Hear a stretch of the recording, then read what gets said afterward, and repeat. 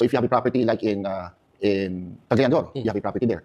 Meron silang Senro, pupunta ka sa Senro, mag-apply ka. And then evaluate nila lahat ng documents So mo. sila yung may hawak ng yung parang buong ng region or town, municipality. Meron kang kasi DNR yung administrative titling sa DNR. Okay. So may iba't ibang level sila eh. Sa Senro, kapag ang applyan mo is less than 5 hectares. Okay. Sa Penro, kapag hanggang regional director, hanggang 10 hectares.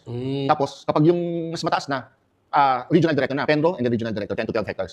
So yun yung pupuntahan mo. Hahanapin mo sa lugar ninyo na mag-apply ako. Ito yung katunayan na mabilis I advise people, mag-administrative titling kayo. Yes. Wala namang diferensya yan, whether administrative or judicial. Mura lang yata yun, di ba? Parang Mura lang, iniipon cost match. So, yung another option, sinasabi nila, preferred ng iba, sabi nila mas matibay daw, mas matimbang, but wala naman, under the law, pantay lang yan. So, yung isang option, pupunta ka ng korte. Magpupunta ka sa regional trial court, kung saan yung lupa mo matatagpuan. Mag-apply ka ng petition for original registration.